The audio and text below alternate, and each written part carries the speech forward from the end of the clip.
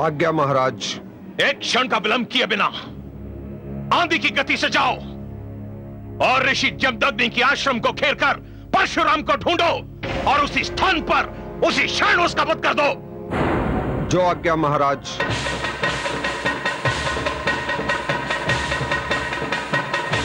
परशुराम,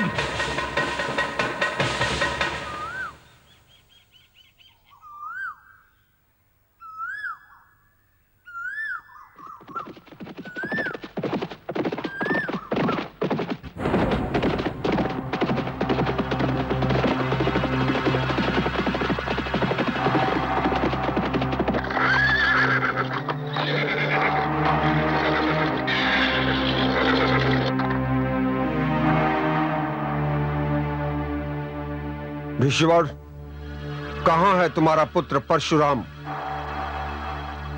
वो यहां इस आश्रम में नहीं रहता। सैनिकों, जी सेनापति। आश्रम के कोने कोने में देख लो। जो आज्ञा सेनापति। ढूंढो से। जाओ। आप बाहर चलिए।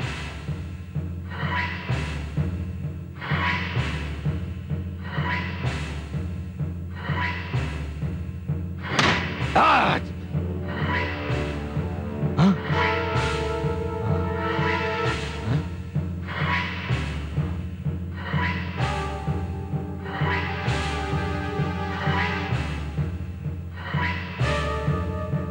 चलो।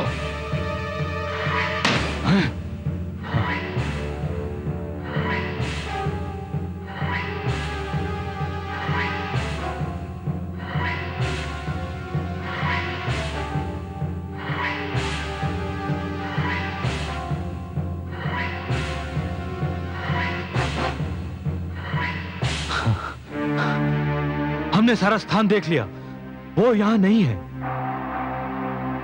मैंने आपसे पहले ही कहा था सेनापति कि परशुराम यहां से जा चुका है। उसकी और मेरी राहें अलग हो चुकी है। अब वो यहां इस आश्रम में कभी नहीं मिलेगा। आपको इतना तो ज्ञान होगा कि वो यहां से कहां गया। मुझे तनिक भी ज्ञान नहीं कि वो कहां गया है। सत्य तो यह है कि हम में से किसी को ज्ञात नहीं कि वो कहां है।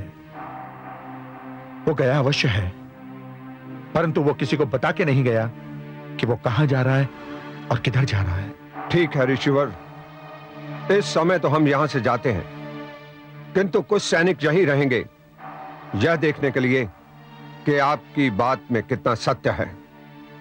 और मुझे यह बताने की तनिक भी आवश्यकता नहीं कि यदि आपकी बात असत्य सिद्ध हुई तो आपका क्या होगा।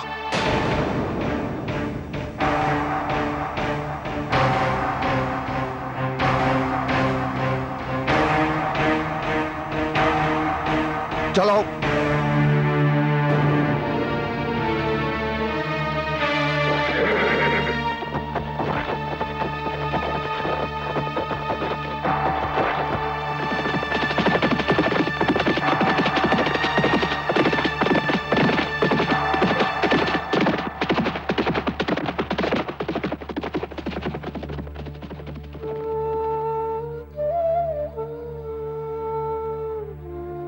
पता नहीं मेरा पुत्र कहाँ है।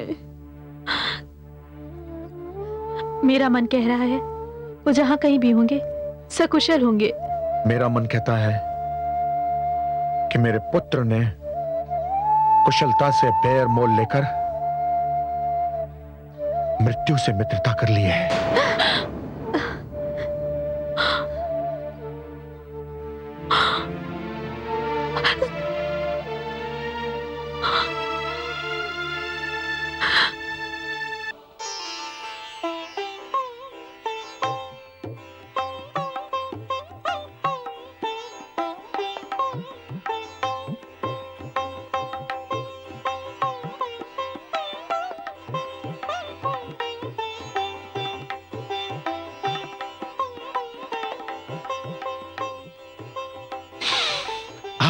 रेणुका, आज आपने कुछ अधिक ही मन लगाकर खीर बनाई है।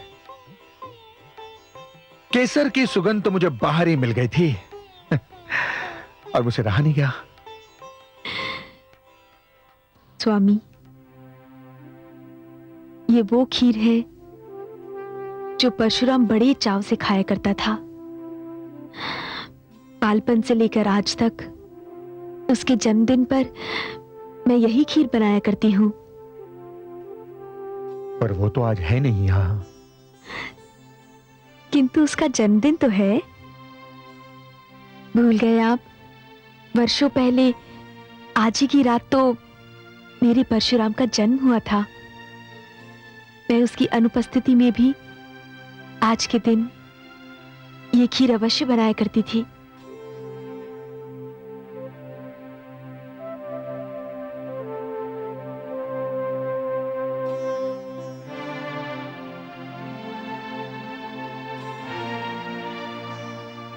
क्या वास्तव में ये खीर परशुराम को बहुत भाती थी? हाँ, वो तो इस खीर की सुगंध पाते ही उतावला हो उठता था।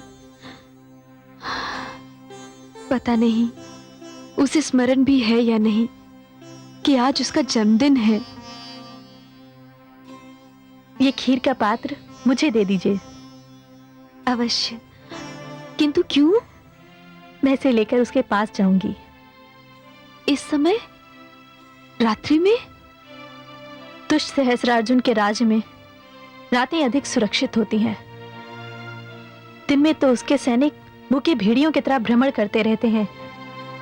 लाइए, मुझे खीर दे दीजिए, मैं अभी लेकर जाती हूँ।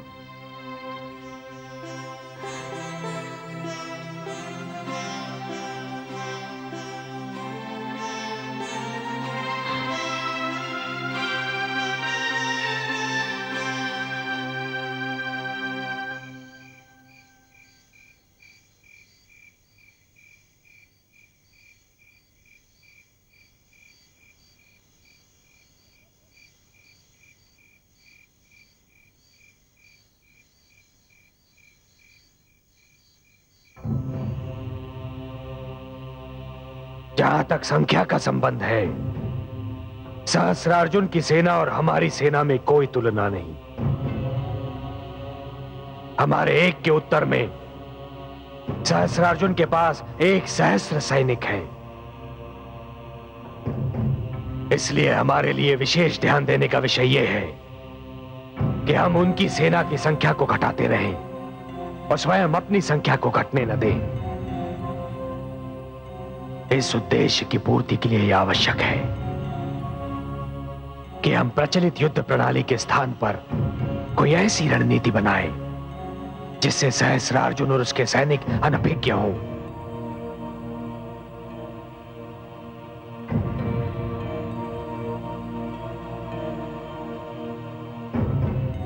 और रणनीति यह है कि मारो और भागो, अर्थात अचानक कहीं से निकलकर शत्रु पर आक्रमण करो।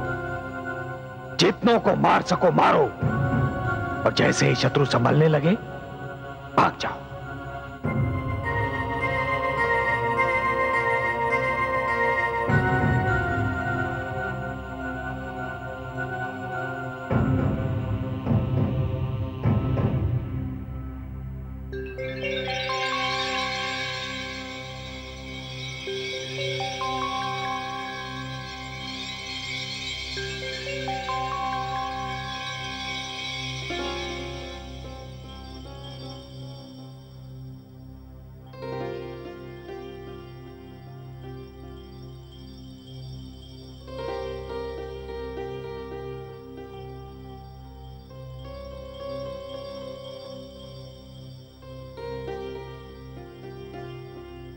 जन्मदिन की बधाई हो राम।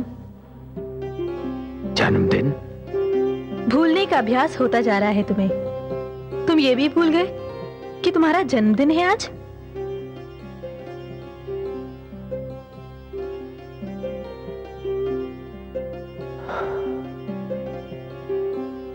अनामिका,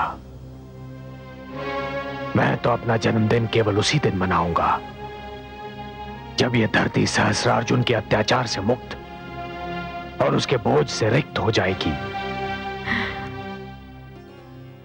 ठीक है, तभी मनाना। किंतु अभी चलकर माताश्री और पिताश्री का आशीर्वाद तो ले लो।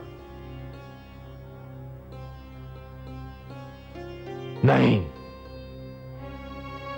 पिताश्री मुझसे रुष्ट है और माताश्री का आशीर्वाद तो सदैव मेरे संग है।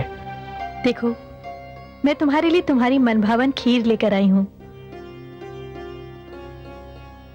तुम्हें रात्रि के समय इस वन में नहीं आना चाहिए था।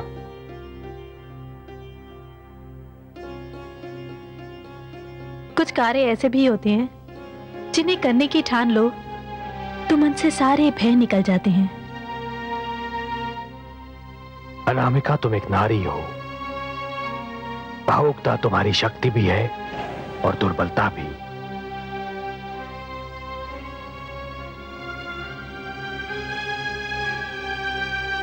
परंतु मैं जीवन की जिस राह पर आ खड़ा हुआ हूं, वहां भावुकता के लिए कोई स्थान नहीं है। मैं बहता हुआ वो जल हूं जिसका एक स्थान पर ठहर जाना असंभव है। तुम्हारे पिताश्री के आश्रम में कई नेत्र ऐसे हैं जो तुम्हारे लौटने की प्रतीक्षा करते रहते हैं।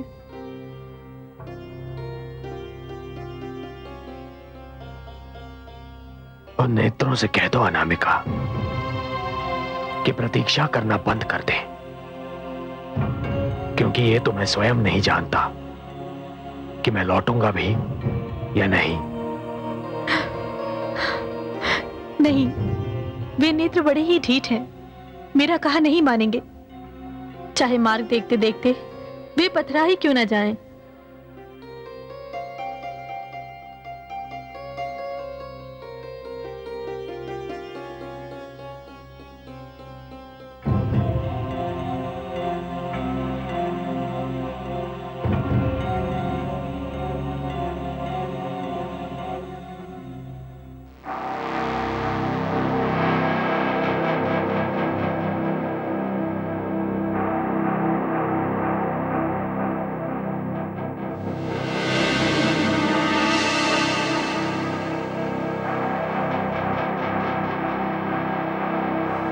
महाराज की जय हो।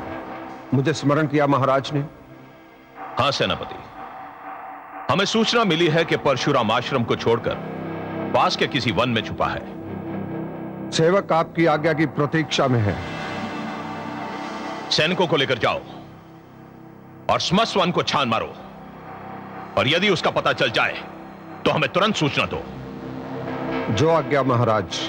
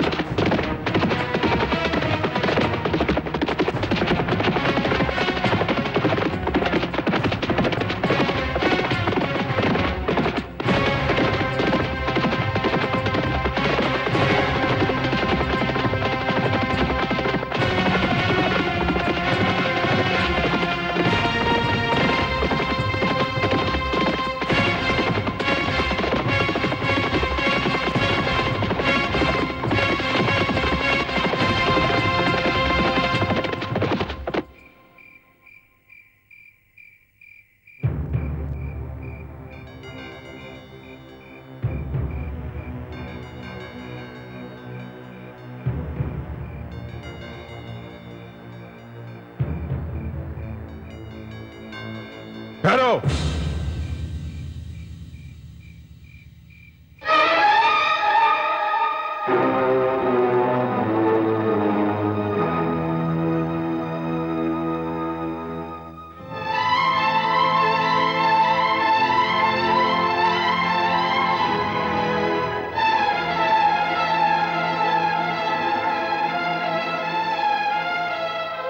कहाँ जा रहे हो? वन में गुरुदेव। इतनी रात्रि गए वन में क्या करने जा रहे हो? मित्र परशुराम से प्रशिक्षण लेने जा रहे हैं। क्या? परशुराम से प्रशिक्षण लेने? युद्ध का प्रशिक्षण लेने गुरुदेव। क्या? युद्ध का प्रशिक्षण, युद्ध का प्रशिक्षण। कदाचित तुम ये भूल रहे हो शिष्यों, तुम्हारे माता पिता ने तुम्हें यहां मेरे आश्रम में युद्ध का प्रशिक्षण लेने नहीं, शास्त्रीय नियमों की शिक्षा ग्रहण करने के उद्देश्य से भेजा है। ये सत्य है गुरुदेव, परंतु ये भी सत्य है कि हम केवल शास्त्रीय नियम सीखकर दुष्ट सहस्त्रार्जुन के आक्रमण का सामना नहीं कर सकते। हमें शस्त्र उठाना ही होगा, हमें युद्ध करना ही होगा। युद्ध हमारा कर्म क्षेत्र नहीं। हे गुरुदेव, समय की मांग यह है कि हमें अपना कर्म क्षेत्र बदलना चाहिए। तुम भी वही भाषा बोल रहे हो, वही भाषा बोल रहे हो जो परशुराम बोलता है। परंतु स्मरण रहे कि परिणाम क्या हुआ। आज परशुराम इस आश्रम का अंश नहीं, और यदि मैं सिद्धांत के मतभेद पर अपने पुत्र को आश्रम से निकल जाने का आदेश दे सकता हूं, तो मैं ये आदेश तुम लोगों को भी दे सकता हूं। किंतु गुरुदेव, गुरु का आदेश सुनकर किंतु और परंतु जैसे शब्दों का प्रयोग गुरु की आज्ञा से मुख फेरने की राह पर पहला पग धरना होता है। तो क्या मैं ये समझूं कि तुम सबने आज्ञाकारिता से विमुख होने का निर्णय कर लिया है? नहीं गुरुदेव, हम में इतनी शक्ति नहीं कि हम अपने गुरु का आदेश टाल सके। तो फिर जाओ, लौट जाओ यहां से। और ये मेरा आदेश है कि आज के उपरांत परशुराम से युद्ध का प्रशिक्षण लेने कोई नहीं जाएगा। जाओ।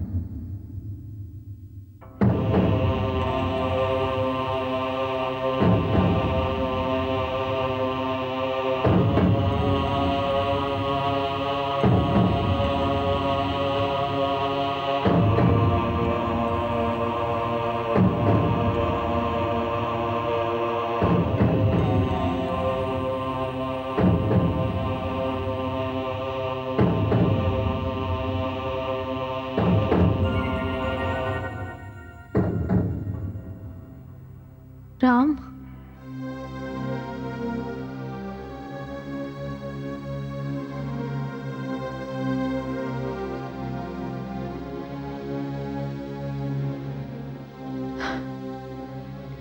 मुझे खेद है राम कि तुम जिनकी प्रतीक्षा कर रहे हो वो यहाँ नहीं आएंगे, कदाचित कभी नहीं आएंगे। अर्थात तुम्हारे पिताश्री को ज्ञात हो चुका है कि तुम उनके शिष्यों को युद्ध का प्रशिक्षण दे रहे हो। उन्होंने उन्हें यहाँ न आने का और तुमसे प्रशिक्षण न लेने का आदेश दिया है। इस संकट का पूर्व अनुमान तो अवश्य था, किंतु चिंता नहीं थी। ऐसे संकट भी मेरा मार्ग नहीं रोक पाएंगे। मैं अकेला ही लड़ूंगा। मुझे तुम्हारी वीरता पर संदेह नहीं है, किंतु नीति पर है। क्यों? मुझे ज्ञात है कि तुम अकेले इस समस्त सेना पर भारी हो और इसका प्रमाण भी मैं देख चुकी हूं। किंतु सहस्त्रार्जुन की सेना से लड़ने के लिए किसी दूसरी सेना को प्रशिक्षण देने का उद्देश्य केवल एक सेना का निर्माण करना नहीं था। इसका उद्देश्य था अत्याचार और अन्याय के विरुद्ध समस्त समाज में जागृति लाना, आत्मरक्षा की चेतना फैलाना और समाज को यह बताना कि अत्याचार चुपचाप सह लेने से अत्याचार का अंत नहीं होता, अत्याचार का विरोध होना ही चाहिए। तुम सत्य कह रही हो अनामिका, किंतु यह भी तो सत्य है कि अब यह सब नहीं हो सकता। क्यों नहीं हो सकता? क्योंकि मैं अकेला ये सारे कार्य तो नहीं कर सकता। तुम अकेले नहीं हो राम, मैं हूं तुम्हारे साथ। और तुम भी क्या कर लोगी? बहुत कुछ कर सकती हूं मैं दूसरे आश्रमों में जाकर युवकों के बीच जागृति फैलाऊंगी। मैं उन्हें तुम्हारे साथ तुम्हारी सेना में सम्मिलित होने के लिए प्रेरित करूंगी। मैं दिन भर तुम्हारे माता पिता और सुशीला की सेवा करूंगी और रात्रि में तुम्हारा संदेश फैलाऊंगी। ये युद्ध केवल है ही क्षत्रियों और भार्गव के मध्य नहीं है। ये तो एक अत्याचारी वर्ग के विरुद्ध समस्त समाज का युद्ध है। उस वर्ग के विरुद्ध है जो गुरुकुल और आश्रमों की संस्कृति को मिटाने पर तुला हुआ है। अनामिका, मेरे मन में तुम्हारे लिए आदर बढ़ गया है। मैं कामना करता हूं कि चेतना की जो अग्नि तुम्हारे मन में भड़क रही है, उसका स्पर्श हर नारी के मन को हो। किंतु मुझे भय भी लग रहा है अनामिका कि यदि ये सब पिताश्री को ज्ञात हो गया तो वो तुम्हें वो सब नहीं करने देंगे जो तुम करना चाहती हो। मुझे कोई रोक नहीं पाएगा, तुम्हारे पिताश्री भी नहीं। मैं उसे आगे ले ही लूंगी, चाहे इसके लिए मुझे झूठ का ही सहारा क्यों ना लेना पड़े। झूठ? तुम कहना क्या चाहती हो? यही कि जब जीवन का मूल आधार संकट में हो, जीवन के समस्त सिद्धांत संकट में हो, भविष्य संकट में हो, तो जीवन की रक्षा करने के लिए सत्य और असत्य में अंतर अर्थहीन हो जाता है। यदि इस विषय में तुम्हें कुछ पता चले तो बुरा मत मानना। अनामिका,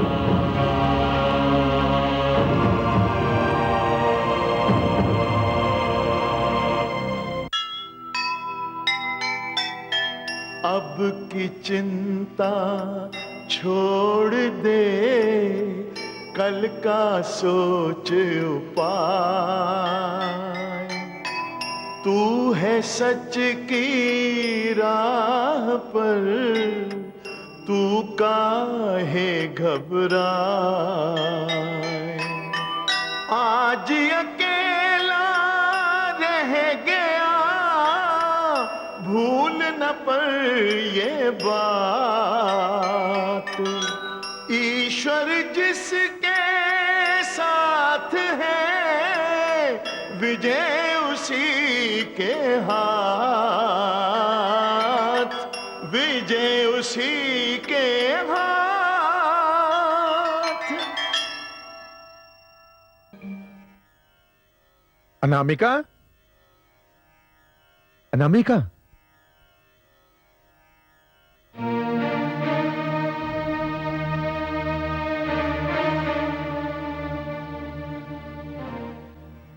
अनामिका दिखाई नहीं दे रही है। कहां गई वो? जी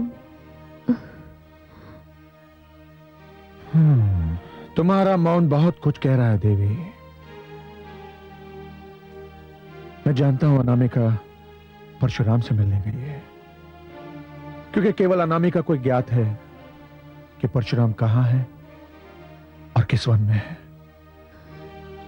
यदि जानते हैं तो पूछ क्यों रहे हैं? इसलिए पूछ रहा हूं कि अनामिका मेरे मित्र प्रियव्रत की पुत्री है और उसकी देखभाल के लिए हम दोनों ही उत्तरदायी हैं। परशुराम भी हमारा ही पुत्र है। मेरा यह अर्थ नहीं था रेणुका, मैं कुछ और कहना चाहता था। अनामिका बहुत ही कोमल और भावुक कन्या है। मैं जानता हूं कि वो आपको बहुत अच्छी लगती है, मुझे भी बहुत अच्छी लगती है।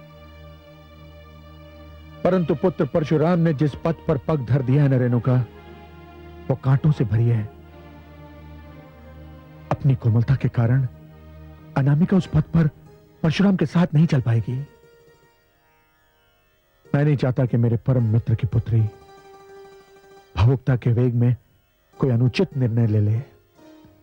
मैं उसे रोकना चाहता हूं रेणुका। अब बहुत देर हो चुकी है गुरुवर, मैं निर्णय ले चुकी हूँ। क्या निर्णय ले लिया तुमने? कांटों भरे पथ पर आपके पुत्र राम का साथ देने का, उनके साथ चलने का। क्या तुम वही कहना चाहती हो जो मैं समझ रही हूँ? हाँ माताश्री, मैंने आपके पुत्र राम से गंधर्व विवाह कर लिया है। क्या? हाँ पिताश्री, मैंने जीवन के हर पद पर आपके पुत्र का साथ निभाने की सौगंध ले ली है। और अब यदि आप मुझे रोकने का प्रयत्न करेंगे तो इसका अर्थ यह होगा कि आप मुझे अपने धर्म निर्वाह से रोक रहे हैं।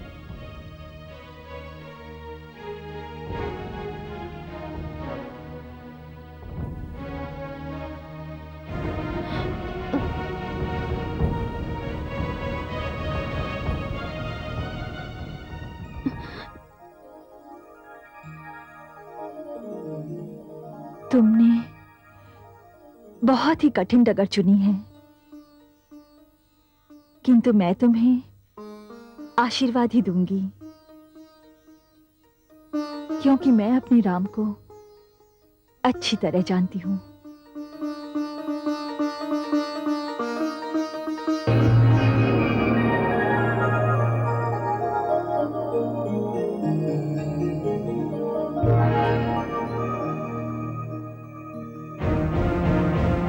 तुमने झूठ क्यों बोला? मैंने तुमसे पहले ही कहा था, तुम्हारे अभियान को सफल बनाने के लिए यदि मुझे झूठ का सहारा लेना पड़ा तो तुम बुरा मत मानना। परंतु इतना बड़ा झूठ कि हमने विवाह कर लिया है। तुम्हारे लिए झूठ हो सकता है, किंतु मेरे लिए ये अधिक से अधिक अर्ध सत्य है। अर्ध सत्य? मैं समझा नहीं। विवाह केवल एक रीति का नाम तो नहीं, ये दो व्यक्तियों के एक दूसरे को चाहने, अपनाने और स्नेह के बंधन में बंध जाने का नाम भी तो है। तुम क्या कह रही हो? मेरी कुछ समझ में नहीं आ रहा है। और इससे तुम्हारे अर्ध सत्य का क्या संबंध है? राम, मैं तुमसे विवाह करना चाहती हूँ। मैंने तुमको अपने मन में बसा लिया है। मन ही मन मैं तुम्हें अपना पति मान चुकी हूँ। इसलिए मैंने जो कुछ भी तुम्हारे माता पिता से कहा वो मेरे लिए झूठ नहीं, वो मेरे लिए अर्ध सत्य है। अनामिका, यदि तुम्हारे मन में मेरे लिए कोई भावना नहीं, यदि अब तक जो मैंने तुम्हारे नेत्रों में अपने लिए देखा है वो सब झूठ है, तो कह दो, मैं मान जाऊंगी। अब तक मैंने जो कुछ भी कहा उसका एक एक शब्द झूठा था। हाँ, झूठा था, झूठा था। अनामिका, अनामिका, तुम अच्छी हो, मैं तुमसे पहले कह चुका हूं। पर तब मैंने तुमसे एक और बात कही थी कि मुझसे कभी कोई ऐसी आस न लगा बैठना जिसे पूरा करना मेरे वश में ना हो। अनामिका, मैं व्यक्ति नहीं हूं, मैं तो एक अभियान हूं। और जिस दिन यह अभियान समाप्त हो जाएगा उसी दिन मैं भी समाप्त हो जाऊंगा। तो फिर सुनो, मैं तुम्हारे अभियान की प्रेरणा बनकर रहूंगी। अभियान समाप्त होता है तो प्रेरणा अपने आप समाप्त हो जाती है।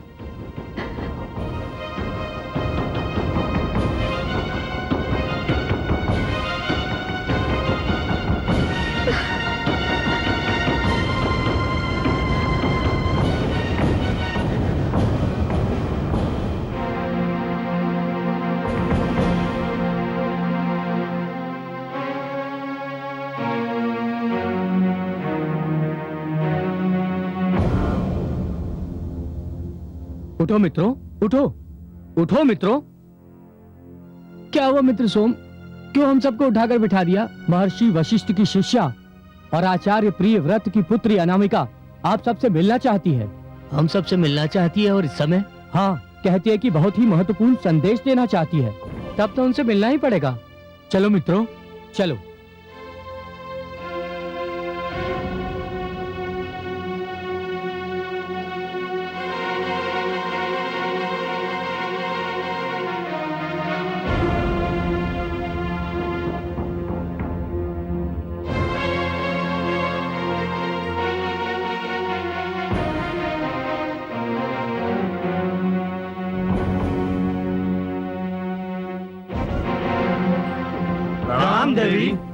प्रणाम बंधुओं, मैं आप सबसे एक प्रश्न पूछना चाहती हूँ। इस समय जो हमारे क्षेत्र में हो रहा है, क्या आप सब उससे अवगत हैं? क्या आप जानते हैं कि हमसे शिक्षा प्राप्त करने का अधिकार छीना जा रहा है? क्या आप जानते हैं कि हे क्षत्रियों ने सहस्त्र अर्जुन की अगुवाई में कैसा उपद्रव मचा रखा है? हाँ देवी, हम जानते हैं कि हे क्षत्रियों ने भार्गव समाज के विरुद्ध अभियान छेड़ रखा है। केवल भार्गव समाज के विरुद्ध नहीं, समस्त शिक्षा संस्थानों के विरुद्ध, आश्रम संस्कृति के विरुद्ध, ऋषि वर्ग के विरुद्ध। इस समय केवल एक वर्ग का नहीं, सभी का भविष्य संकट में है और इस संकट की घड़ी का सामना करना क्या हमारा तुम्हारा धर्म नहीं? अवश्य है देवी, किंतु हम शिक्षार्थी कर ही क्या सकते हैं? बहुत कुछ कर सकते हो। क्या तुमने जमदग्नि पुत्र परशुराम का नाम सुना है? हाँ सुना है देवी, वे तो परमवीर हैं।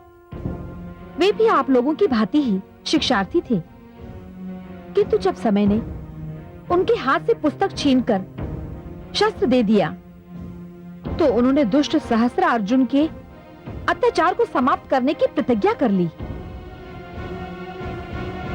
वे महावीर हैं, किंतु अकेले हैं। इस समय उन्हें आप लोगों के सहयोग की आवश्यकता है। यदि परशुराम को आप लोगों का सहयोग मिल जाए, यदि आप लोग इस अन्याय के विरुद्ध इस संघर्ष में उनका साथ दें, तो हम ये युद्ध अवश्य जीतेंगे और इस युद्ध को जीतना हमारी आने वाली पीढ़ियों के लिए नितांत अनिवार्य है। बोलिए, क्या आप लोग इस बात से सहमत हैं? कहा है परशुराम देवी, हम अभी इसी समय उनसे मिलने को तैयार हैं। तो फिर आइए, चलिए मेरे साथ।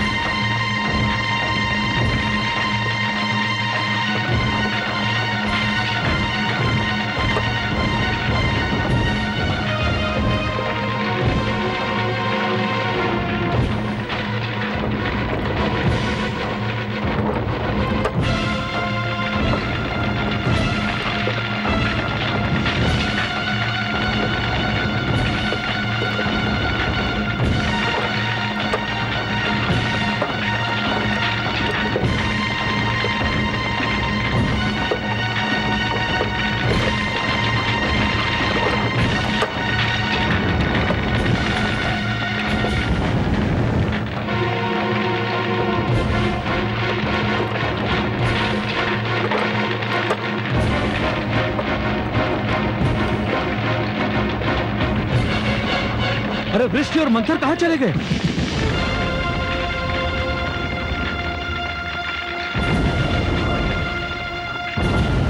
वो लोग जहां गए हैं अब तुम्हें भी वहीं जाना होगा।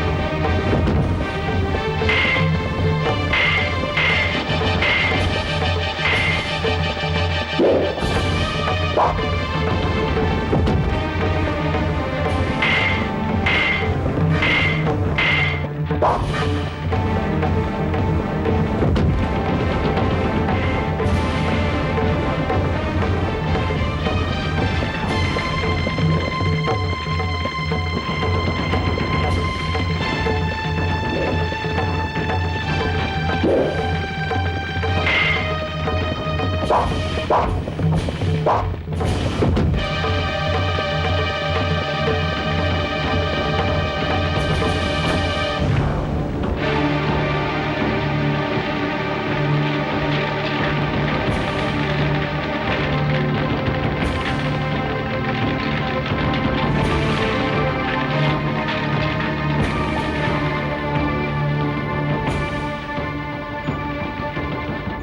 सारा धन आश्रमों से लूटा गया है। कल भोर होने से पहले ये सब उन्हीं आश्रमों को लौटा दो जहां से ये लूटा गया है। आपकी आज्ञा का पालन होगा।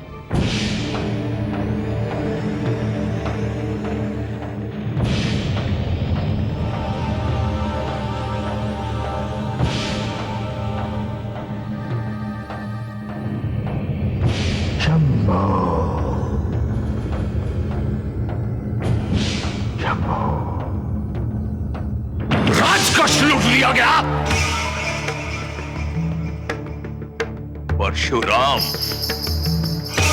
परशुराम के अतिरिक्त किसी को इतना साहस नहीं कि शस्त्र अर्जुन का कोष लूट सके। हमारी शक्ति को ललकार रहा है। यदि उसे तनिक भी ढील दी गई तो पानी सर के ऊपर हो जाएगा। परशुराम का अंत आवश्यक है। कठिनाई तो यह है महाराज कि कोई नहीं जानता कि अपने पिता ऋषि जमदग्नि से मतभेद के बाद परशुराम कहां जाकर छुप गया। स्वयं ऋषि जमदग्नि भी नहीं जानते कि उनका पुत्र कहां है।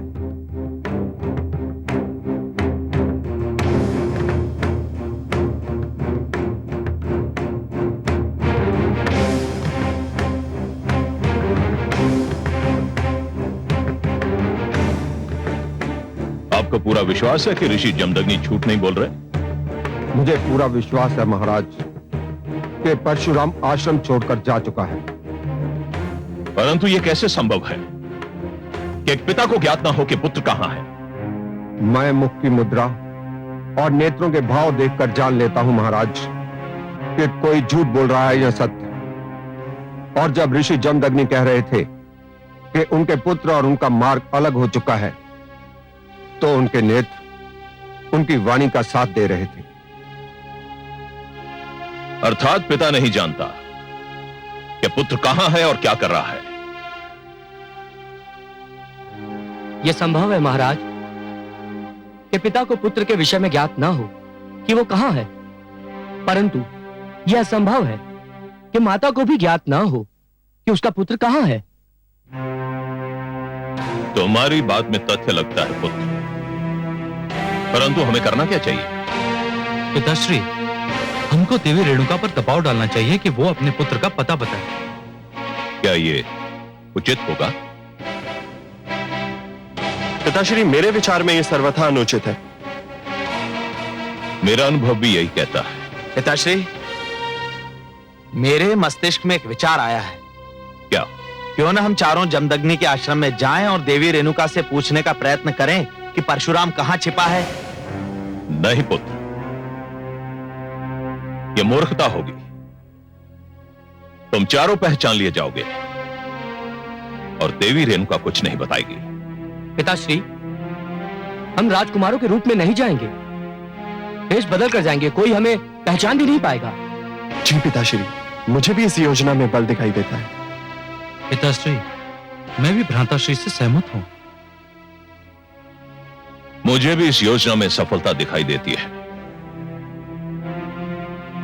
तुम चारों को मेरी ओर से अनुमति है, परंतु पुत्र, यह कार्य बहुत सतर्क और सचेत होकर करना पड़ेगा।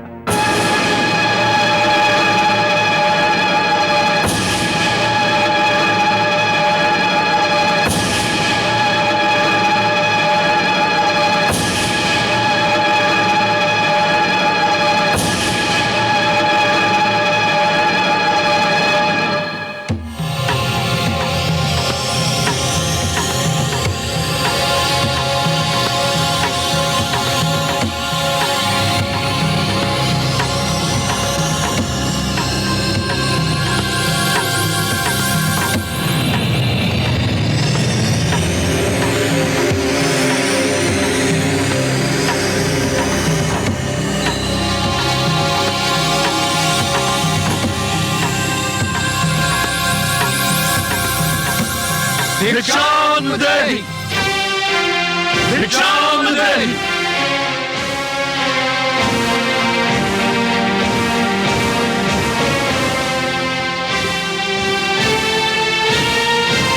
जय हो आपकी माता। मैं आपकी क्या सेवा कर सकती हूँ? माता, हम ब्राह्मण विद्यार्थी हैं, मार्ग भटक गए हैं और भूखे भी हैं। अतिथिगण, आप ना तो ब्राह्मण हैं और ना ही विद्यार्थी। ब्राह्मण इसलिए नहीं है क्योंकि आप लोगों के शरीर पर यज्ञोपवीत अर्थात जनेऊ नहीं है, और विद्यार्थी इसलिए नहीं क्योंकि आप लोगों के मुख पर विद्यार्थियों के परिश्रम की नहीं, राजकीय ऐश्वर्य की झलक स्पष्ट दिखाई दे रही है। हाँ, मैं मान सकती हूँ कि आप मार्ग भटक गए हैं और आपको भूख भी लगी है। इस ऋषि की कुटिया में जो कुछ भी बना है उसे आप स्वीकार करें। मैं अपने पुत्रों के लिए भोजन बना रही थी। यदि आप उसे ग्रहण करेंगे तो मुझे प्रसन्नता होगी। अरे, मेरे पुत्र भी आ गए।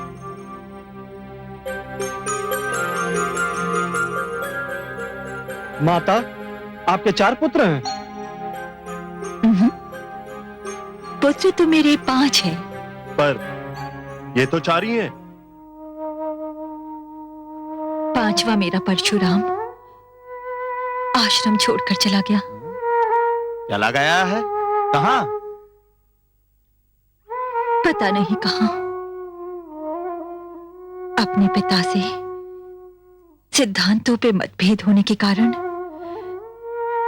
मेरा पुत्र आश्रम छोड़कर कहीं चला गया है।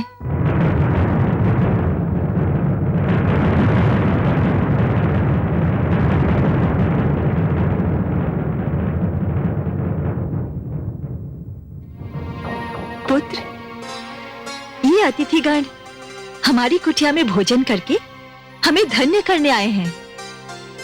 अहो भाग्य हमारे अतिथिगण, पधारिए। पधारिए ना, आप रुक क्यों गए? अब जबकि आप हमें पहचान ही गई हैं, तो हम भोजन नहीं करेंगे। क्यों? क्षमा करें माता, हमें ऋषि आश्रम के भोजन का कुछ अधिक चाव नहीं है। हम अपने भवन में बहुत स्वादिष्ट भोजन करते हैं। अच्छा, तो 56 भोग की इच्छा है आपको? 56 भोग, और वो भी इस कुटिया में? पुत्र कलश, अनामिका से कहो कि सुशीला को ले आए। जी माता श्री। आइए।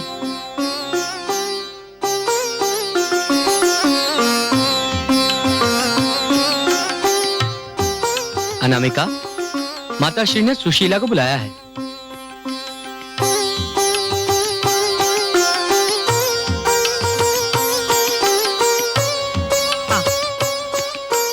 आइए।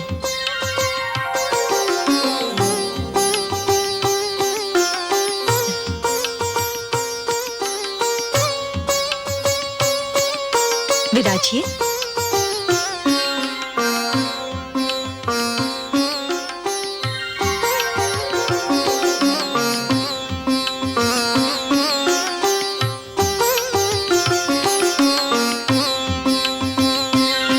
लीजिए, सुशीला आ गई। अब बताइए, कैसा भोजन भाता है आपको? हम समझ नहीं सके। समझने की आवश्यकता नहीं है, बताने की है। देवी सुशीला, हम अपने अतिथियों का सत्कार करना चाहते हैं और इन्हें बहुत ही स्वादिष्ट भोजन करने का अभ्यास है।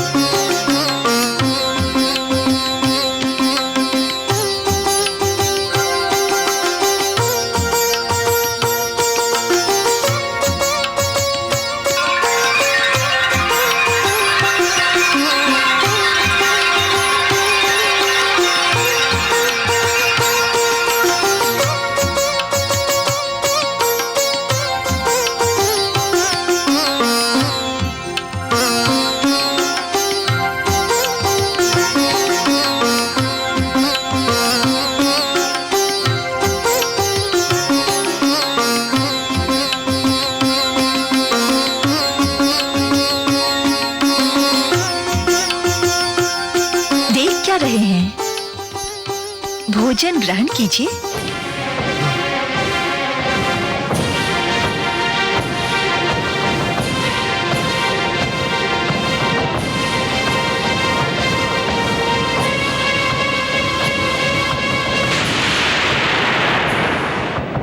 तो इसका अर्थ यह हुआ कि परशुराम हमारे क्षेत्र से कहीं दूर चला गया। उसे भय होगा कि हमारे सैनिक कहीं उसे पकड़ न ले। यही लगता है पिताश्री। तुमने आसपास के क्षेत्र में उसे ढूंढने का प्रयत्न किया? हमने प्रयास भी किया और लोगों से पूछताछ भी की।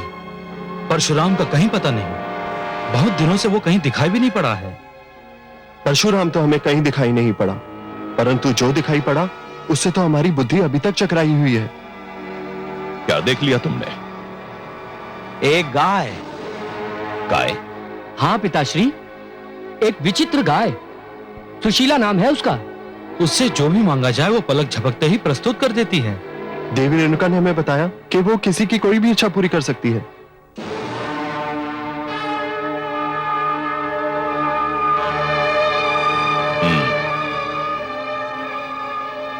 हो ना हो वो कामधेनु की बछिया होगी। वही एक चमत्कारी गाय है जिसमें ये सारे गुण हैं। परंतु पिताश्री, ये कितने दुर्भाग्य का विषय है कि एक ऐसी चमत्कारी गाय एक ऋषि के आश्रम में रंभा रही है। उसे तो हमारे राजभवन में होना चाहिए। उस गाय को हमारे राजभवन की शोभा बनना चाहिए था। तुम चिंता क्यों करते हो पुत्रों? वो अवश्य ही हमारे राजभवन की शोभा बढ़ाएगी। मैं अभी सैनिकों को आज्ञा देता हूं कि वो बलपूर्वक सुशीला को यहां ले आए। मैं अपनी संतान की प्रसन्नता के लिए कुछ भी कर सकता हूं।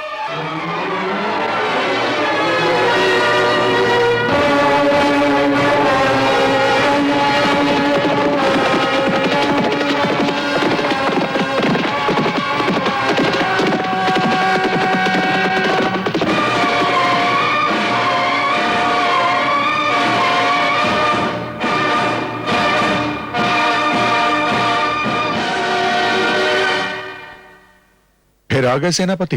चिंतित मत होइए ऋषिवर, आज हम आक्रमण करने या आश्रम फूंकने नहीं आए हैं। तो फिर क्यों आए हो यहां?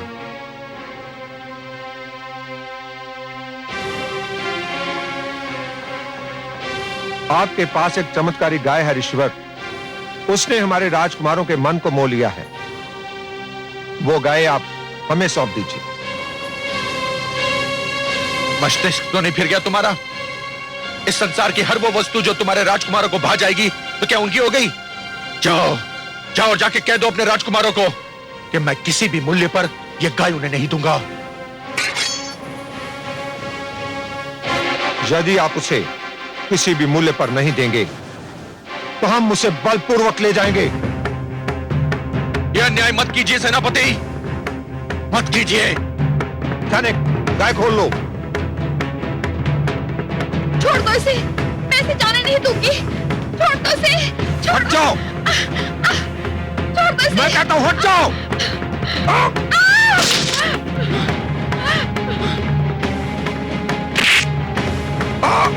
धूर्त! एक कन्या से दुर्व्यवहार करते हुए तुझे लज्जा नहीं आती? आज पहली बार मुझे आभास हुआ है अपने पुत्र के कथन के औचित्य का। वो सत्य कहता था, कभी कभी शस्त्र उठाना ही अहिंसा का सबसे बड़ा प्रमाण होता है। जाओ, चले जाओ यहां से। हट, ले जाओ।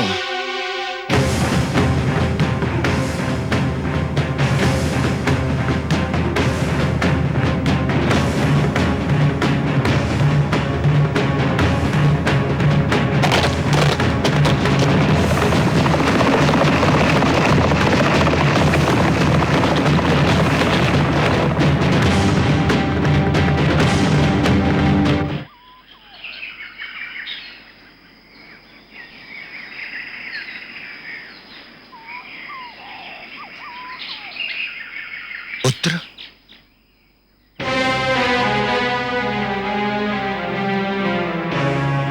मुझे तुम्हारा ठिकाना अनामिका ने बताया। मैं तुमसे मिलना चाहता था। तो मुझे बुलवा लिया होता। नहीं पुत्र, मैं तुमसे कुछ कहना चाहता था, इसलिए स्वयं ही आना चाहता था।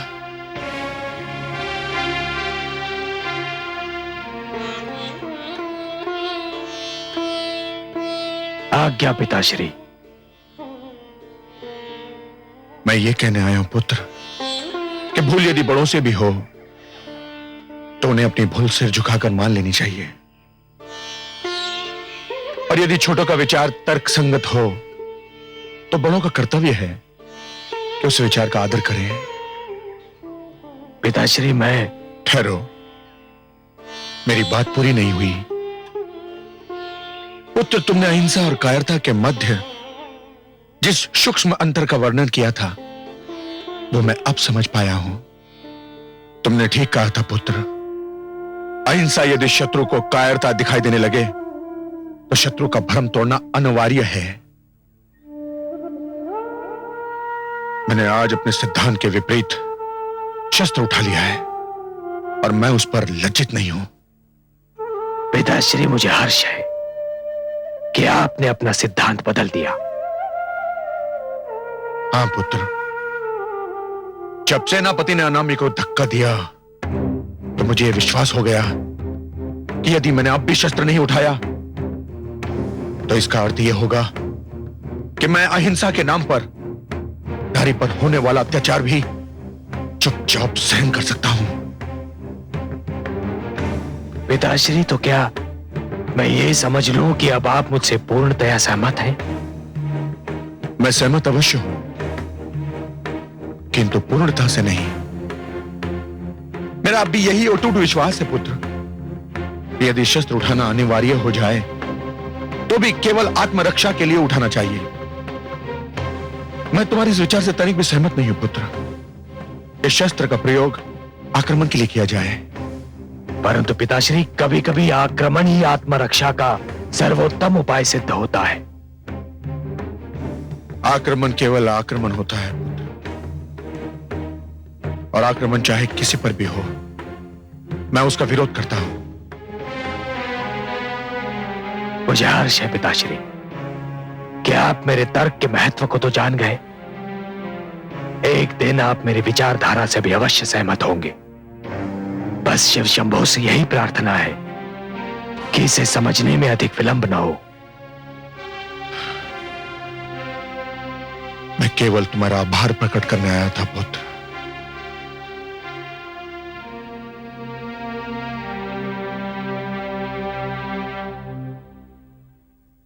तुम अपनी असफलता की एक और कहानी सुनाने लौटे हो। भूल मेरी थी, मुझे यह कार्य तुम्हें सौंपना ही नहीं चाहिए था। यह बात नहीं है महाराज, यह सोचकर कि परशुराम आश्रम से जा चुका है और वहां जो लोग हैं वो निशस्त्र हैं। मैं अपने साथ वहां कोई सेना की बड़ी टुकड़ी लेकर नहीं गया था, मेरे साथ केवल 3-4 सैनिक ही थे। तो क्या हुआ? क्या सैनिक पर्याप्त नहीं थे? मैं भी यही समझता था महाराज, किंतु मेरे देखते ही देखते ऋषि जमदग्नि ने शस्त्र उठा लिए। क्या ऋषि जमदग्नि ने शस्त्र उठा लिए? परंतु वो तो इसके विरोधी थे। यह सर्वदा सत्य है महाराज, और इसी विषय को लेकर उनका अपने पुत्र परशुराम के साथ मतभेद भी हुआ था। किंतु मुझे लगता है अब उनके विचारों में परिवर्तन आ चुका है।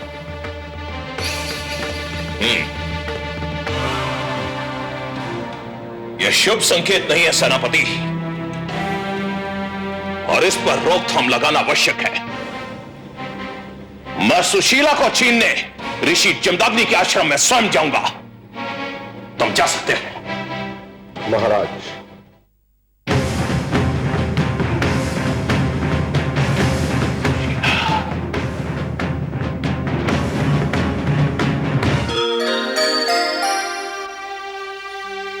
हे कमल नयन, देखिए जमदग्नि को अपनी भूल का आभास हो गया। हाँ महादेवी, और मुझे स्मरण है कि उनकी इस भूल की ओर सर्वप्रथम आप ही ने संकेत किया था। आपने ये कहा था कि परंपराओं को समय के अनुसार बदलते रहना चाहिए।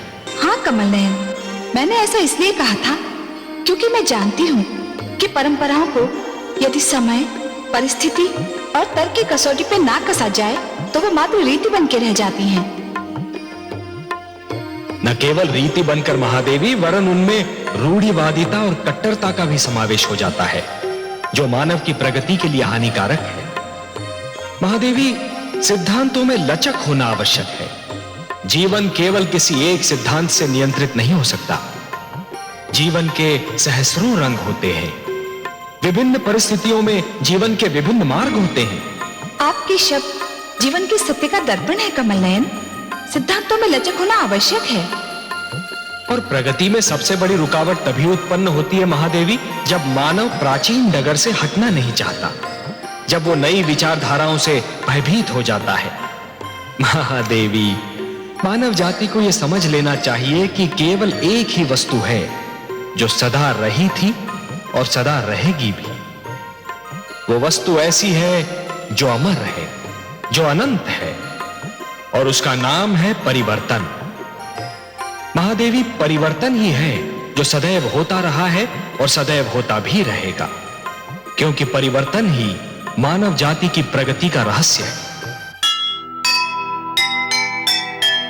एक लीक चलता नहीं, बदले हर पल रंग, वही सफलता पाए जो चले समय के संग। रीति पकड़ कर मत कभी बैठो कर शांत, परिवर्तन सबसे बड़ा जीवन का सिद्धांत, जीवन का सिद्धांत।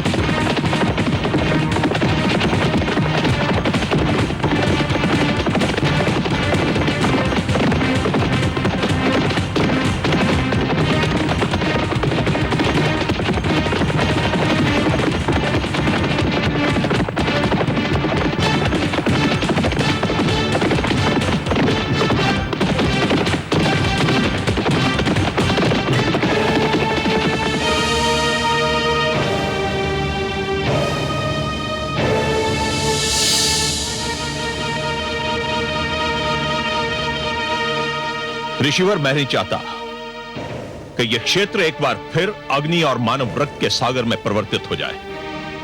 मैं यह भी नहीं चाहता कि हमारा खड़ग एक बार फिर मानव रक्त से अपना मुख लाल करे। मैं यह भी जानता हूं कि आप भी यह नहीं चाहते होंगे। मैं ऋषि हूं और ये मेरे विद्यार्थी हैं। अहिंसा मेरा परम धर्म है और मैं उसी धर्म की शिक्षा इन्हें भी दे रहा हूं। अब भी यह कहने की आवश्यकता रह गई है कि हमें रक्त और अग्नि के इस खेल से कितनी घृणा है। यह खेल बंद भी हो सकता है ऋषिवर। मैं युद्ध विराम भी कर सकता हूं, परंतु यदि आप चाहें तो।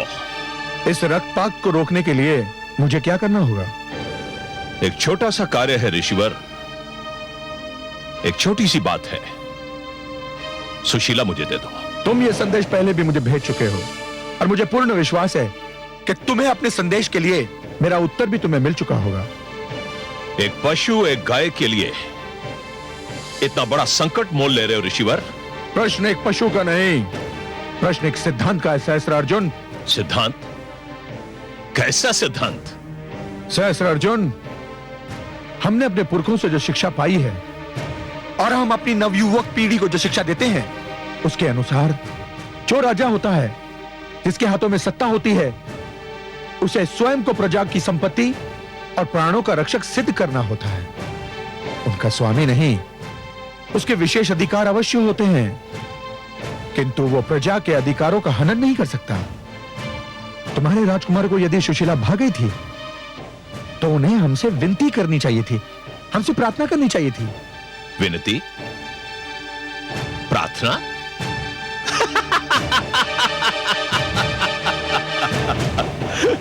ऋषिवर, आप जिन शब्दों का प्रयोग कर रहे हैं ना, ये ना तो क्षत्रिय भाषा का अंश है और ना ही बन सकते हैं। स्पष्ट और सरल बात यह है ऋषिवर कि हमारे पुत्रों ने सुशीला की मांग की है और उनकी मांग पूरी करना पिता के नाते हमारा कर्तव्य है। तो फिर तुम भी सुन लो सहस्त्रार्जुन, सुशीला मेरी संपत्ति है और अपनी संपत्ति की रक्षा करना मेरा भी धर्म है। और यह धर्म आप कैसे निभाएंगे ऋषिवर? शस्त्र उठाकर। शस्त्र उठाकर?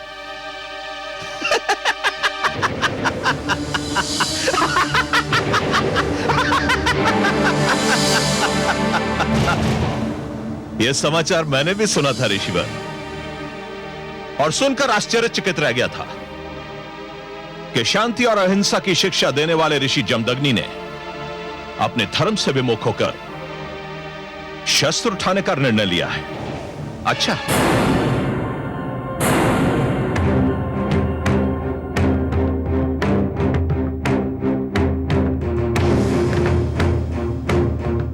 सहस्त्रार्जुन, जब ये भ्रम फैलने लगे ये हिंसा और कायरता दो शब्द हैं किंतु उनका अर्थ एक ही है, तो फिर हिंसा का लक्ष्य बनने वाले हर व्यक्ति, हर वर्ग का यह कर्तव्य है कि वो इस भ्रम को दूर कर दे। तो आप मुझ पर आक्रमण करेंगे? नहीं, किंतु यदि तुमने आक्रमण किया तो मैं समस्त शक्ति के साथ आत्मरक्षा अवश्य करूंगा।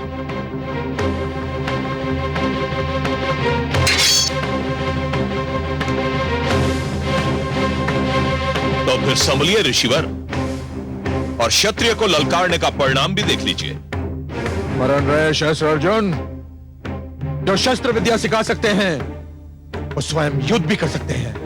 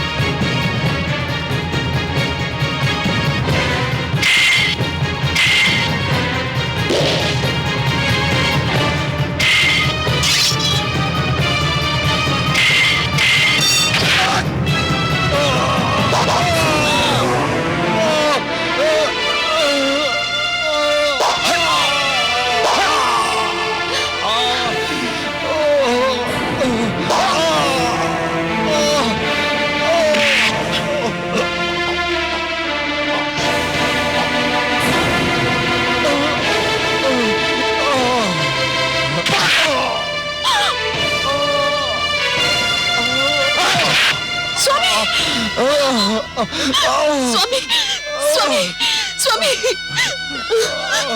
स्वामी।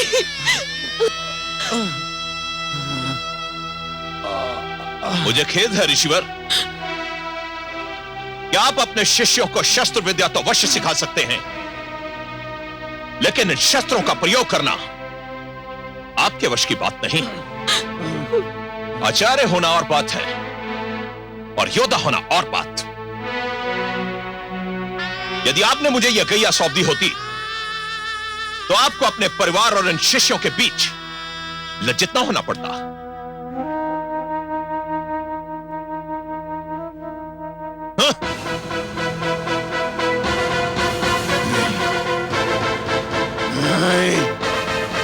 सहस्त्र अर्जुन नहीं, तुम ये अत्याचार नहीं कर सकते। गाय को खोल कर ले जाओ। नहीं, नहीं, नहीं। सुशीला, मुझे क्षमा कर देना, मैं तुम्हारी रक्षा नहीं कर पाया। अब तुम्हें अपनी रक्षा स्वयं करनी होगी। सुशीला, सुशीला।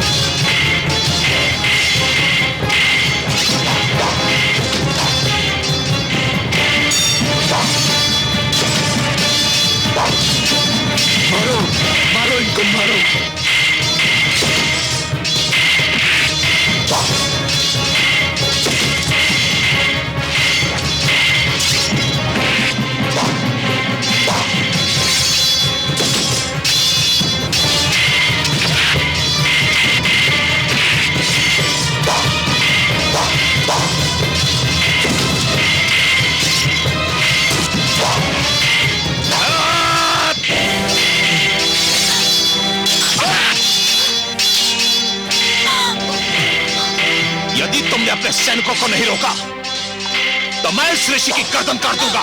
नहीं सुशीला, तुम मेरे प्राणों की चिंता मत करो, मत करो।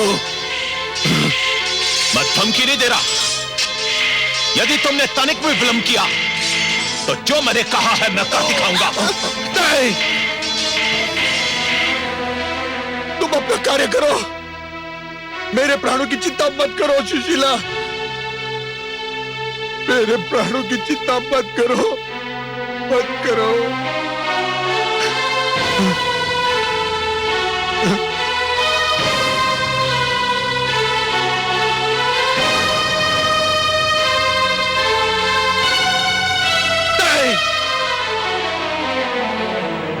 मेरे प्राणों की चिंता मत करो सुशीला, मत करो,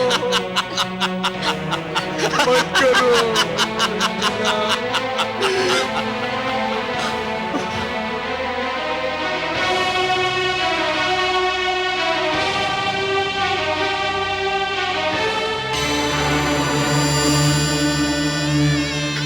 मत करो सुशीला, मत करो, मेरे प्राणों की चिंता मत करो, इन्हें वापस मत बुलाओ सुशीला। सैनिकों, इस कैया को खोल लो। सुशीला, सुशीला।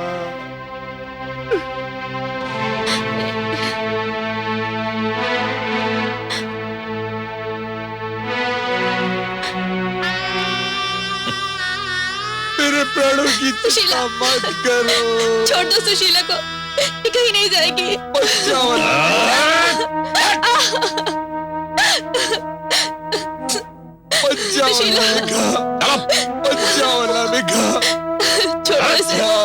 छोड़ दो सुशीला को, छोड़ दो।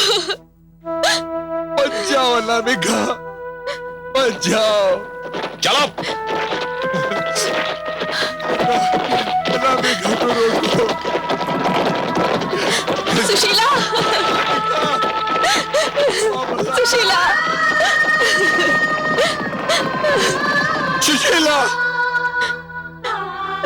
सुशीला, सुशीला, सुशीला, सुशीला। स्वामी, स्वामी, स्वामी, पुत्र, स्वामी, स्वामी क्या हुआ?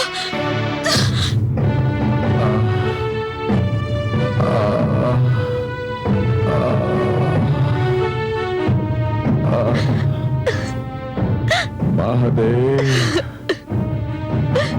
महादेव। स्वामी, स्वामी।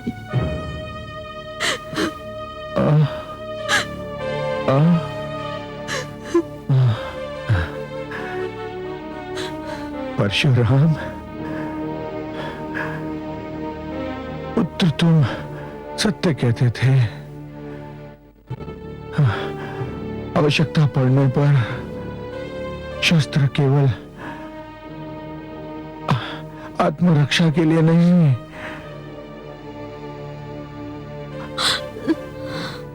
अपितु पुत्र आक्रमण के लिए भी उठाना उचित है। स्वामी, महादेव, स्वामी, महादेव, महादेव।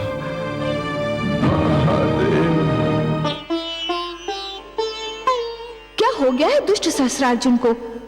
भोली भाली गौ सुशीला को छीन कर ले गया। ये तो घोर पाप है।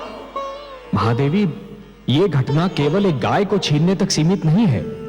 तनिक ध्यान से देखिए, आज जो कुछ हुआ वो उन घटनाओं का संकेत है जो आने वाले युगों में घटने वाली है। आप तो सत्य के ज्ञाता हैं, सर्वज्ञानी है कमल नयन। आपकी दृष्टि उस सत्य को देखने में भी सक्षम है जो रहस्य और अज्ञान के अंधेरों में लिपटा रहता है और किसी को भी दिखाई नहीं देता।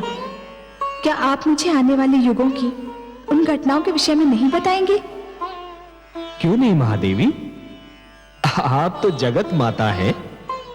माता की गोद मानव का सबसे महान शिक्षालय होता है। माता के ही माध्यम से संसार को सत्य का ज्ञान मिलता है।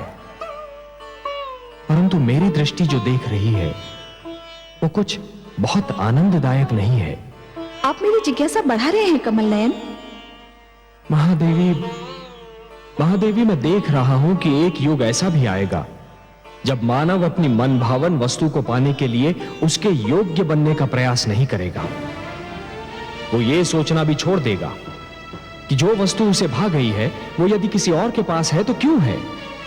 उस व्यक्ति ने ऐसा क्या किया कि वो सुंदर वस्तु उसे मिल गई, और वो उस वस्तु को बलपूर्वक छीनने का प्रयास करेगा। मानव अपनी योग्यता के स्थान पर अपने बाहुबल पर अधिक विश्वास करेगा। ये तो बहुत दुखद संभावना है कमल नयन। परंतु सच्ची भी।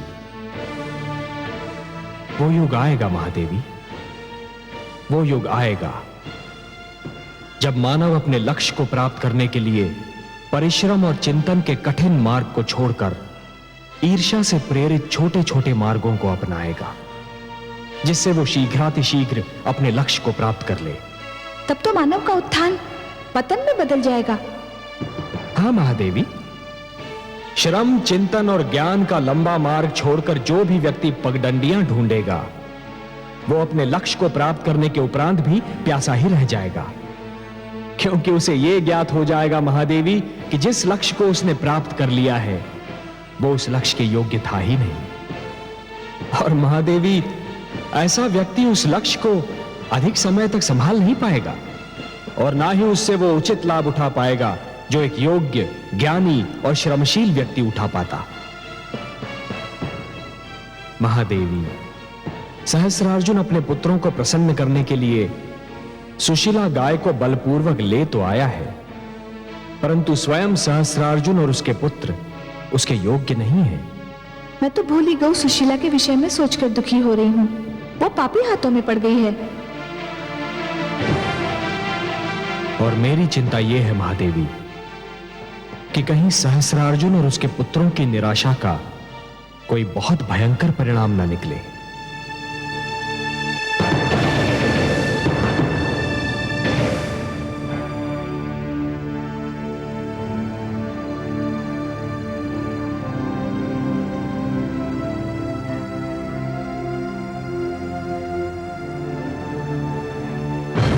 मेरे राजकुमारों, मेरे पुत्रों, मैंने तुम्हारी मनोकामना पूरी कर दी है।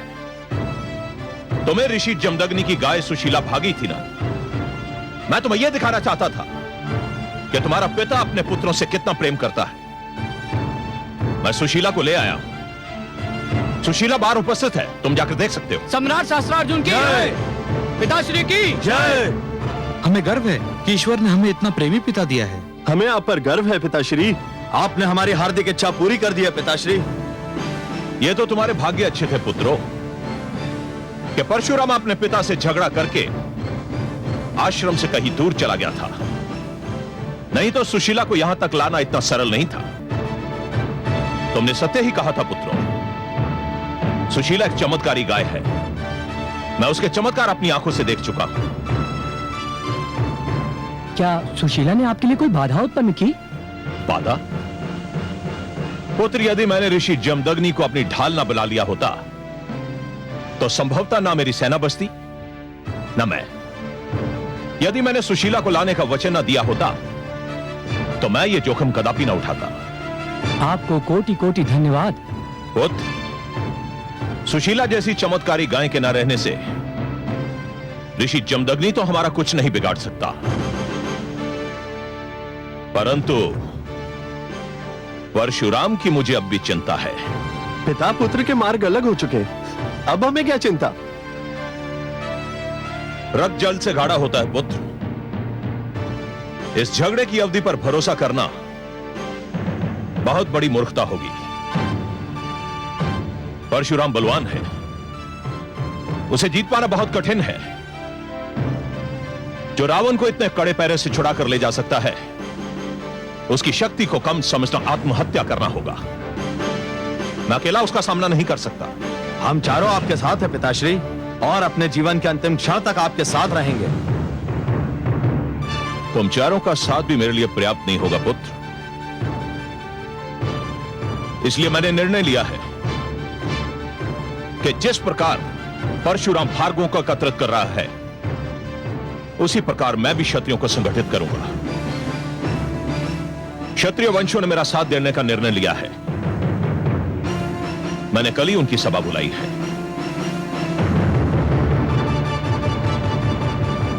चलो भैया, पहले सुशीला के दर्शन तो कर लिए जाएं। चलो चलो चलो चलो।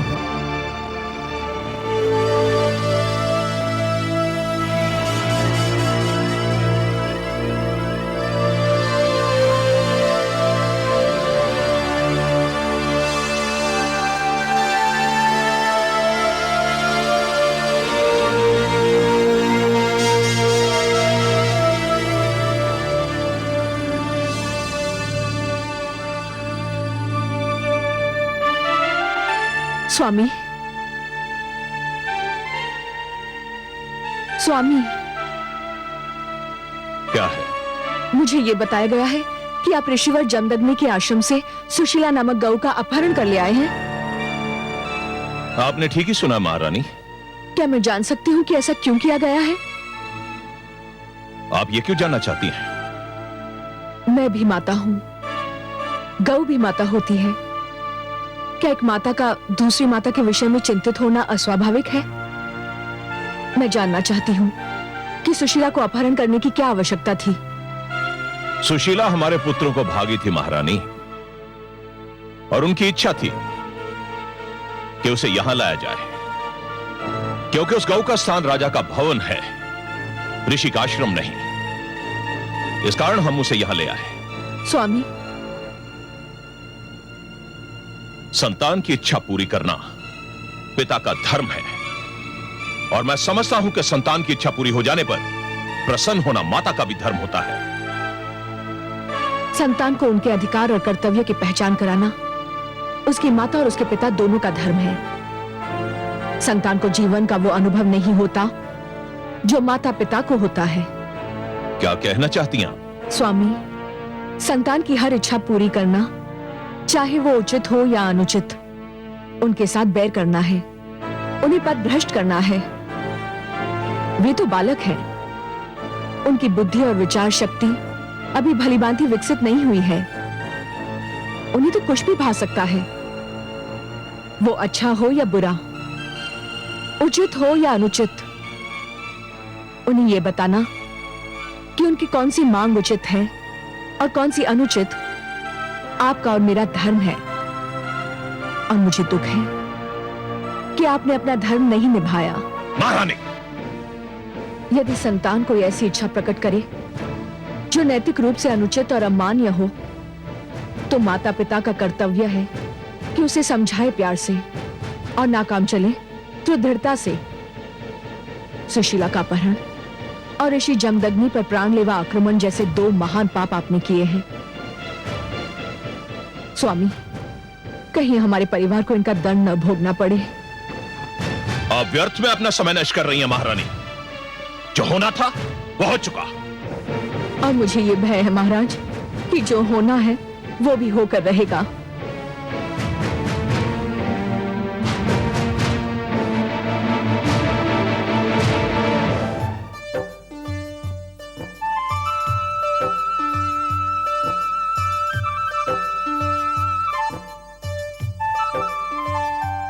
अहो भाग्य हमारे जो आपने अपने दर्शन दिए। हमारे राजभवन पधारकर आपने हमें कृतार्थ किया देवी। आपने जब हमें आश्रम में 56 भोग का स्वाद चखाया था, हमने उसी समय आपकी महानता के समक्ष शीश नवा दिए थे। जिस प्रकार आपने आश्रम में हमारी इच्छा पूरी की थी, ठीक उसी प्रकार आज भी हमारी इच्छा पूरी करने की कृपा करें। हम चारों भाइयों के लिए 4 ऐसी सुंदर कन्याएं प्रकट करो जिनका यौवन मदिरा के कलश की तरह छलक रहा हो, जिनके मुख चंद्रमा और केश श्रावण की काली घटाओं के समान हो। परंतु ठहरो, सुरा के बिना सुंदरी का क्या आनंद। हमें ऐसे सुरा कलश ला कर दो जिन्हें पीकर हम संसार के सारे दुख भूल जाएं। इतना विलंब देवी? रेणुका के कहने पर तो आपने पलक झपकते ही स्वादिष्ट भोजन का प्रबंध कर दिया था। हाँ देवी, ऐसा स्वादिष्ट भोजन तो आज तक हमें अपने राजमहल में भी नहीं मिला।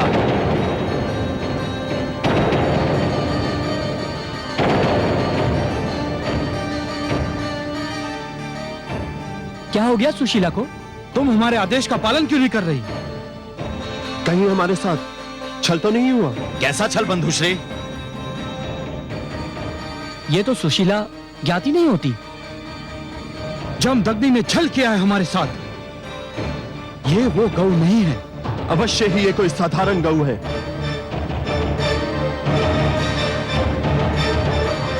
ए गौ, हम तुझे अंतिम अवसर देते हैं, हमारी इच्छा पूरी कर दे, नहीं तो जम्बो! दुष्टों! यदि गौ माता को हाथ भी लगाया तो आप लोगों के मृत शरीर धरती पर पड़े दिखाई देंगे। कितने निर्लज्ज और निर्दयी हो तुम लोग। गौ जैसे एक भोले भाले पशु पर अत्याचार कर रहे हो। ये अपना चमत्कार नहीं दिखा रही है। हमारी कोई इच्छा पूरी नहीं कर रही। हमें वो नहीं दे रही जो हम चाहते हैं। मूर्ख, ये पवित्र गौ है। ये वही भेंट करती है जो पवित्र होता है। तुम दुष्कर्मियों की अपवित्र और अनैतिक इच्छाएं ये पूर्ण नहीं करती। ये तो अपवित्र स्थान पर रहना भी सहन नहीं करती। मैं तुम्हें इस कर्म का दंड अवश्य देता, परंतु गौ माता सुशीला की उपस्थिति में मैं कोई हिंसक कार्य नहीं करना चाहता।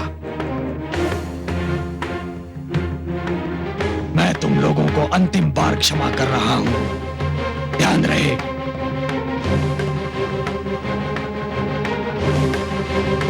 चलिए माता, ये स्थान आपके लिए अपवित्र है। चलिए।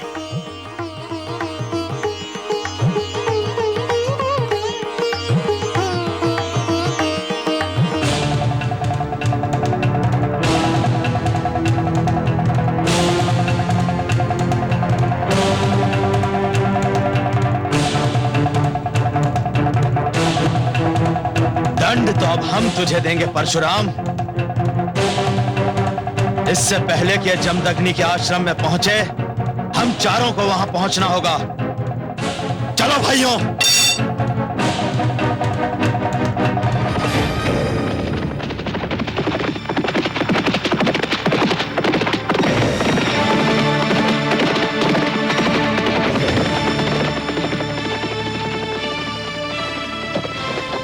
क्षत्रिय कुलभूषण राज श्री विश्वामित्र को सूचना दीजिए कि क्षत्रिय सम्राट शस्त्रार्जुन उनसे भेंट करना चाहते हैं। पधारिए सम्राट, गुरुवर संध्या वंदन में व्यस्त है, मैं अभी जाकर उन्हें सूचित करता हूँ।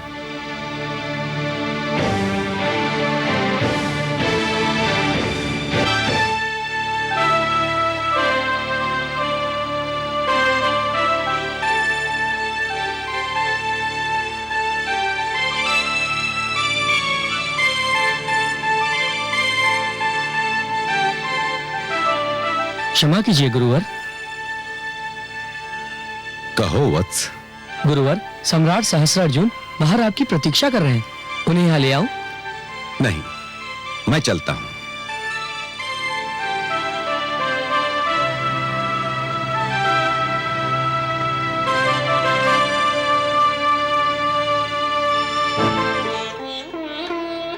प्रणाम महाराज ऋषि विश्वरथ। प्रणाम महाराज। तुमने मुझे विश्वरथ के नाम से संबोधित किया है। कदाचित तुम तक यह सूचना नहीं पहुंच सकी कि चरित्र और चोले के साथ ही मेरा नाम भी परिवर्तित हो चुका है। अब यह संसार मुझे महर्षि विश्वामित्र के नाम से पुकारता है। संसार आपको चाहे किसी नाम से भी पुकारे ऋषिवर, आप मेरे लिए कल भी क्षत्रिय कुलोत्पन्न ऋषि विश्वरथ थे और आज भी वही हूं। चरित्र और चोला बदलने से जन्म नहीं बदल जाता ऋषिवर, और आप जन्म से क्षत्रिय हो। वह एक भूली हुई कहानी है सहस्त्रार्जुन। यदि तुम चाहो तो इसे मेरा नया जन्म भी कह सकते हो। अब मैं वह नहीं हूं जो था। विचित्र विडंबना है ऋषिवर। लोग समझते हैं कि चरित्र और वर्ग बदलने से धर्म और संस्कार बदल जाते हैं। परशुराम ब्राह्मण होने के उपरांत अपने आप को क्षत्रियों का पालक समझ रहा है, और आप क्षत्रिय होते हुए भी इस बात का अनुरोध कर रहे हैं क्या ब्राह्मण है? अब मैं इस निष्कर्ष पर पहुंच चुका हूं कि इस समाज में सर्वश्रेष्ठ स्थान ब्राह्मण का है। वह आचार्य होता है, विद्वान होता है, गुरु होता है। अतः तुम अपने आने का कारण बताओ। मैं आपको निमंत्रण देने आया हूं ऋषिवर। कैसा निमंत्रण? आपने तो सुना ही होगा कि जमदग्नि पुत्र परशुराम समस्त भार्गवों को एकत्रित कर रहा है हम क्षत्रियों का विनाश करने के लिए। हां, मैंने सुना है, और मैंने वो भी सुना है कि जो तुम जैसे तथाकथित क्षत्रियों ने उसके परिवार और समस्त ऋषि समाज के साथ किया है।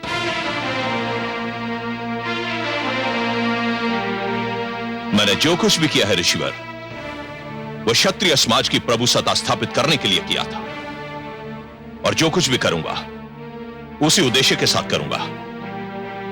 मैं आपको न्योता देने आया ऋषिवर कि आप क्षत्रिय समाज के पुनर्गठन में मेरा सहयोग दें। तो तुम मुझसे जाति के नाम पर सहयोग मांगने आए हो? यही समझ लीजिए ऋषिवर। तब तो मुझे खेद है सहस्त्रार्जुन कि मैं तुम्हें निराश ही करूंगा। मैं जातिवाद के पक्षपात को मानव समाज की प्रगति की राह का सबसे बड़ा रोड़ा समझता हूं।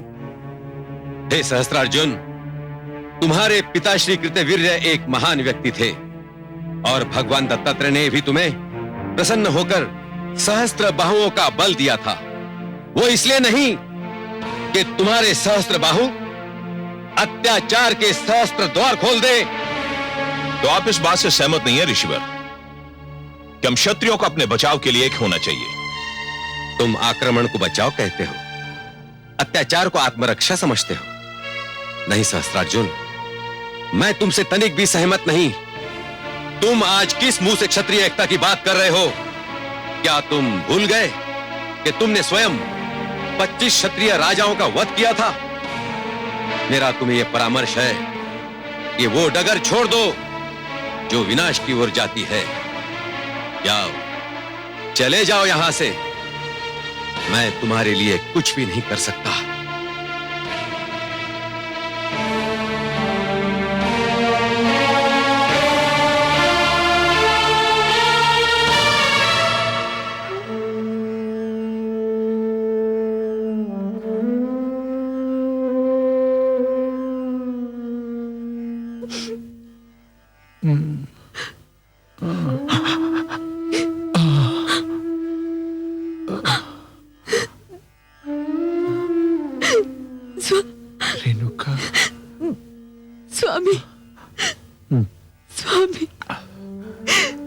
ईश्वर का धन्यवाद। रेणुका, मेरा राम, मेरा परशुराम कहाँ है? किधर गया है? हाँ? स्वामी, दुष्ट शास्त्रार्जुन सुशीला को लेकर चला गया है और परशुराम उसी को लेने गया है।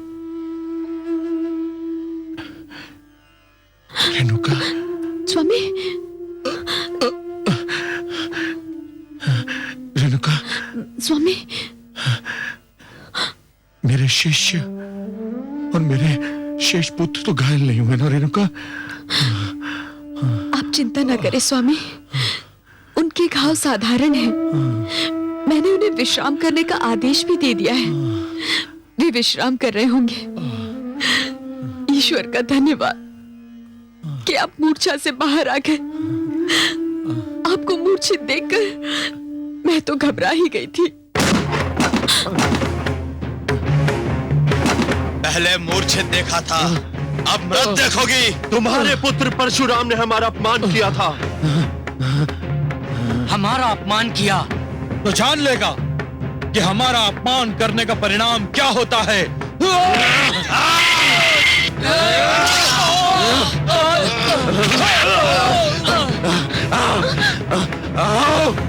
आओ सब बोलो।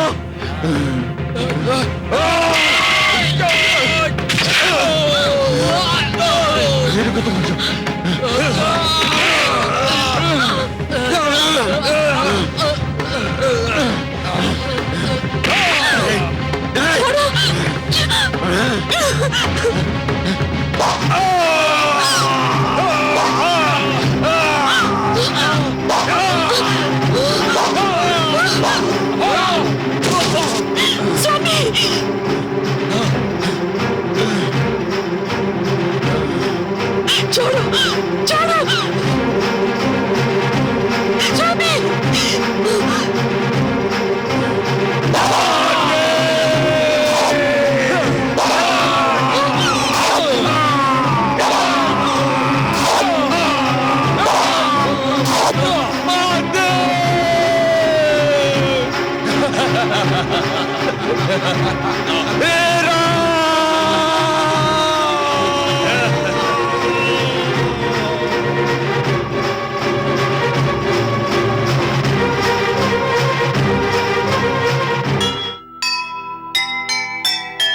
फैली अत्याचार की आंधी चारों ओर, छाया है संसार पर अंधकार घन घोर।